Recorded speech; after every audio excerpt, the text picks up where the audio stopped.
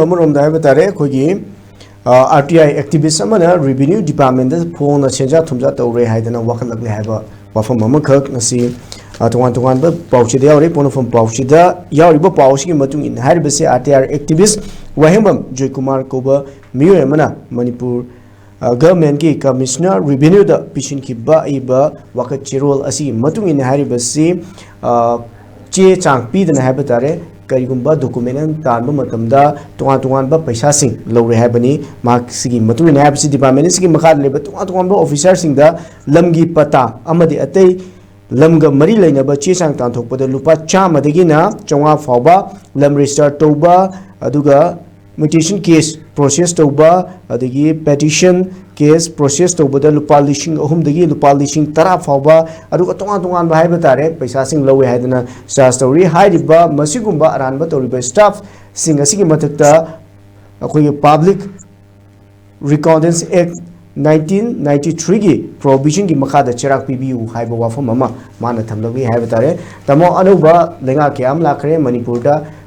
lakhiba lenga singda corruption leitaba kogi lamdam ama ohengi ni haidana wasak tuna lakhibni haiba tare adubu kadai fawba thabuk oina onthoklage haibsidi achobu wahang ama oiri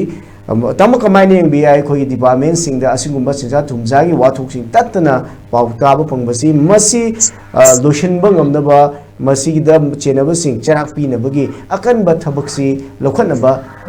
luchingba haiba tare amma mathau tadabra masi tholokpa ngamdabasi Manipur da kamaini ngi tamo Tahanadi revenue department se Manipur quite a fraktaba well corrupted or about advanced or corruption or about department of the Korea Mayano Kanga Munun Sagana they don't know Kanas and never told you of course in Lam you how to get but away at the Lam Sinsi even Kamina Patapi no Patam Yan Potomam Toga you have minor name on top of them maybe you're the Yaya the Wimatang dead back over Amazon Am Toganda Padana process of the bidder Paisasi even who the high into the Mayam the Luchum Biramani Madu Sonachum Danabu Madugi put Wakala even Aduga Masiki Posi Matata Lupa Lak Logos Mina Mupu dead back at the Wipot Mayam to tie Madukuna Mati cry on evidence the Hadagati Madugi Potu evidence on a poop or a Putu Piba Adavina other than Taylor Badana Masay like when a feeling of Kangu the Lowy Kangu Madugi Mayam Singer Tabako Kangu Sincere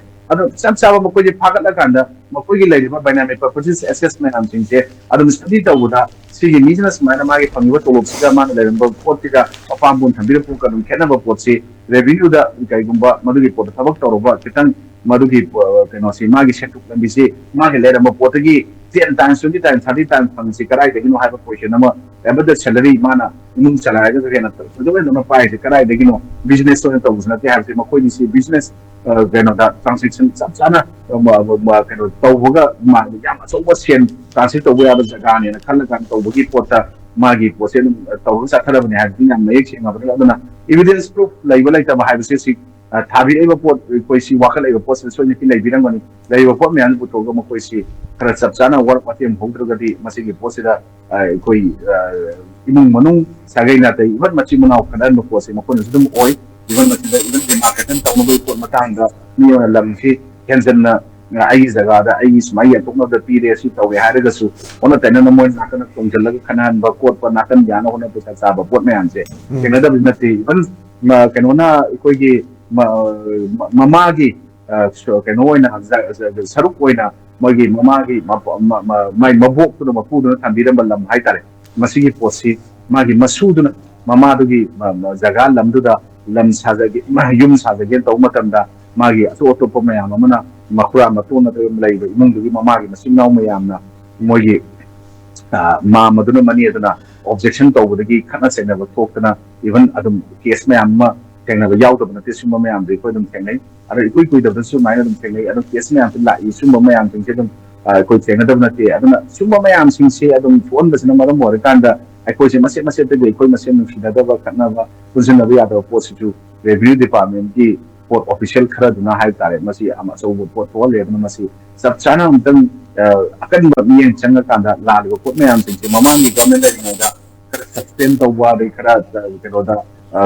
Paba put over equation, Suma, and Jim Taki there, I don't see my answer, Pumbada, corruption, bright free over officing when the Manipur system. ꯑꯩꯈꯣꯏꯅ ꯉꯁꯤꯗꯤ sinking ꯑꯣꯏꯔꯛꯑꯦ sinking committee ꯑꯣꯏꯔꯒ ꯂꯣꯏ ꯂꯨꯞꯄ ꯑꯗꯨꯝ ꯍꯥꯏꯕꯁꯦ ꯑꯗꯨꯝ ꯂꯨꯞꯄ ꯍꯧꯔꯅꯤꯅ ꯑꯩ ꯁꯨꯃꯥꯏꯅ ꯊꯝꯖꯒꯦ